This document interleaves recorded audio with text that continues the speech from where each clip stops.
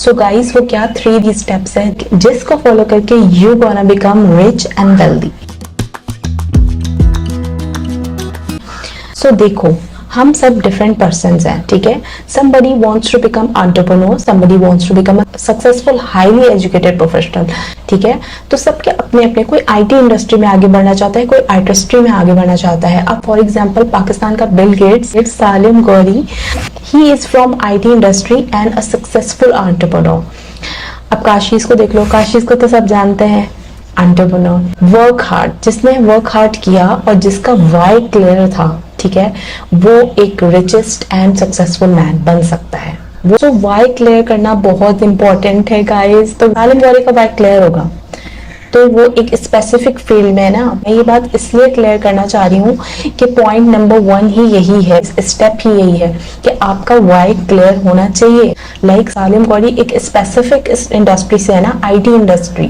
तो IT industry के अलावा अदर देन दैट उनको नहीं पता होगा, उन्होंने जस्ट आईटी इंडस्ट्री को टारगेट किया। काशीज ने जस्ट आर्टिस्ट्री इंडस्ट्री को टारगेट किया, ठीक है, makeup and all and ladies, ठीक है। अच्छा, इसके अलावा the CEO of CDC Badiuddin Akbar, ठीक है, a very successful man and he is highly qualified successful. बहुत ही यंग एज में माशाल्लाह से वो इतनी बड़ी ऑर्गेनाइजेशन के सीईओ हैं। क्यों हैं? क्योंकि गोल क्लियर था, वाई क्लियर था। So number 1 step, clear your why, set your goal. आप सबसे पहले कॉपी पेन लेके बैठो, राइट डाउन करो, ठीक है, अपना goal, what you want to do and what makes you happy.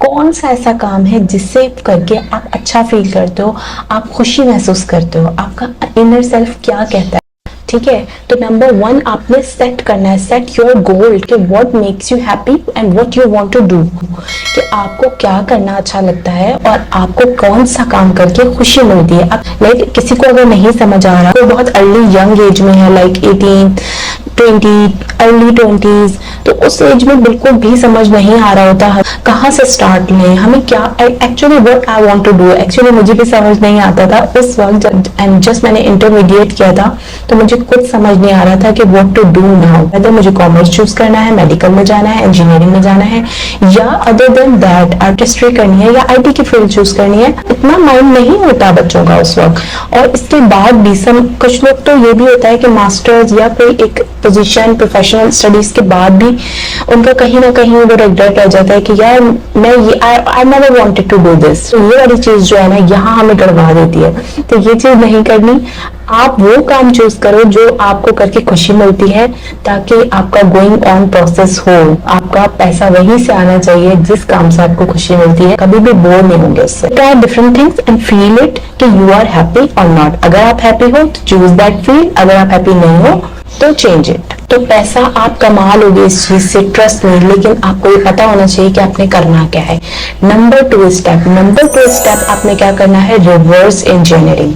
Reverse engineering क्या होती है, meet those people who are your competitors. Like आप जो गोल अचीव करना चाहते हो, लाइक कि मैं अपनी लाइफ में जो है मुझे डॉक्टर बनना है, या फिर मुझे जो है एक सक्सेसफुल इंजीनियर बनना है, तो मैं क्या करूंगी, या फिर मुझे सीएम में करना है, ठीक है। तो मैं क्या करूंगी, जो लोग वो कर चुके हैं, जो लोग उस पोजीशन को अचीव कर चुके हैं, उनसे मिलूंगी, उनसे बात करूंगी, उनको सुनूंगी, उनको फॉलो करूंगी। फॉर एग्जाम्पल सेलिब्रिटी क्रश होता है, हम उनके बारे में कितना कंसर्न रहते हैं, उनकी कोई न्यूज कोई वीडियो अपडेट आती है हम उन्हें देखते हैं, ठीक है, कि यार how they communicate, how they behave, how they मतलब उनका क्या स्टैंडर्ड ऑफ लिविंग है। हम हर चीज से कंसर्न होते हैं। क्यों? क्योंकि हम अट्रैक्ट होते हैं उस चीज से, हमें अच्छा लगता है उनको देखना, हमें पसंद है वो, हमें इम्प्रेस होते हैं। तो same goes for your goal कि आपका कॉम्पेटिटर, लाइक आपका कंपेटिटर हो गया ना वो, कि जो आप जिस गोल को अचीव करना चाहते हो कल को आपका उससे कंपेटिटर होगा। जब आप उसकी जगह पे पहुंच जाओगे तो आपका उससे कंपटीशन होगा। तो कंपटीशन में उस सेंस में बोल रही हूँ कि अभी आपको उससे सीखना है, ठीक है, अभी आपको उससे लर्निंग करनी है, आपको उस जैसा बनना है।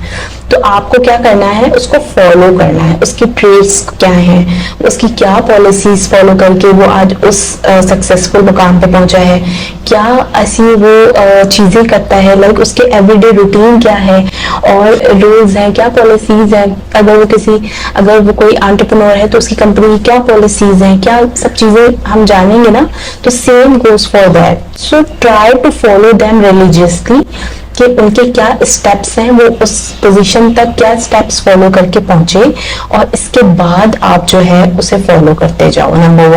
स्टेप नंबर 1 2 3, फिर आप उनको सीखते जाओ, लर्निंग करते जाओ और उनको फॉलो करते जाओ, ठीक है। और ग्रेजुअली आप चेंज देखोगे।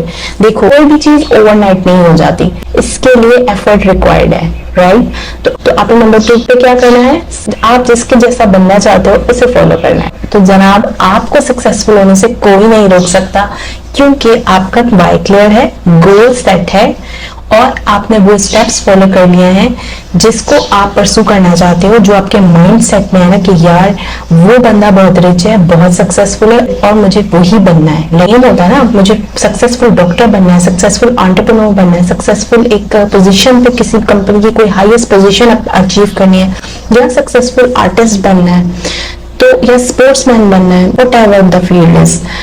तो वहां जब आप उसे फॉलो कर लेते हो तो अब आपके ड्रीम्स को पूरा होने से, आपको रिच होने से कोई नहीं रोक सकता। नंबर 3, आपका जो क्लाइंट होगा ना, ऑब्वियसली आप किसी भी इंडस्ट्री में होगे, किसी ना किसी को तो सर्व कर रहे होगे ना, कोई तो आपका ऑडियंस, कोई आपकी क्लाइंट, कोई आपका होगा ना कस्टमर। अब आपको अपने कस्टमर की वीकनेस जानी है नंबर 3 पर, कि आप ये find out the weakness of your customer और क्लाइंट। आपके कस्टमर की आपसे क्या एक्सपेक्टेशंस है, क्या उसकी वीकनेसेस है, जहां आपने जो है जरूर लगानी है और आपने कहा उनकी अटेंशन ग्रैब करनी है, and that's the game changer point. अगर आपने ये फाइंड आउट कर लिया ना, तो बस, so you are going to rock and shine. Trust me guys, ये 3 स्टेप्स अगर कोई रिलीजियसली, मैं कहती हूँ 6 महीने भी फॉलो कर लो ना, तो आपको कोई नहीं रोक सकता सक्सेसफुल होने से, रिच होने से एंड वेल्दी होने से। So do try this, and if you will be successful, then do remember me in your prayers.